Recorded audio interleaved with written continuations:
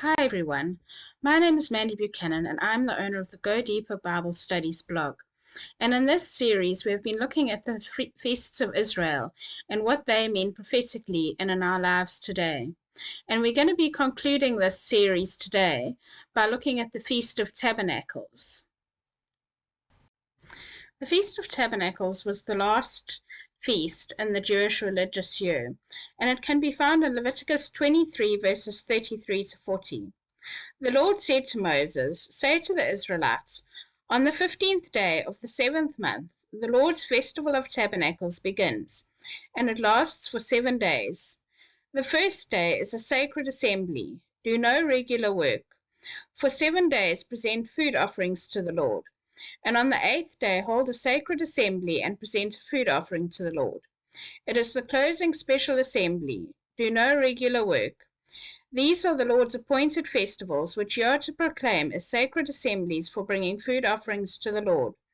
The burnt offerings and grain offerings, sacrifices and drink offerings required for each day. These offerings are in addition to those for the Lord's Sabbaths and in addition to your gifts and whatever you have vowed, and all the freewill offerings you give to the Lord. So beginning with the 15th day of the 7th month, after you have gathered the crops of the land, celebrate the festival to the Lord for 7 days. The first day is a day of Sabbath rest, and the 8th day also is a day of Sabbath rest. On the first day you are to take branches from luxuriant trees, from palms, willows, and other leafy trees, and rejoice before the Lord your God for 7 days. The traditional way of celebrating the Feast of Tabernacles was that the Jews would set up temporary tents to live in during this festival, and it would remind them of their travels in the wilderness and how God brought them out of Egypt. And for us it's significant of the second coming. At the moment we're living in temporary tents in our bodies. Our physical bodies are like those temporary tents that they set up. But one day when Jesus comes again, we will be given our new bodies, our heavenly bodies that we will have for eternity. And so that was the significance of the Feast of Tabernacles, that they lived in temporary dwellings, and we are currently in a temporary dwelling in our physical bodies.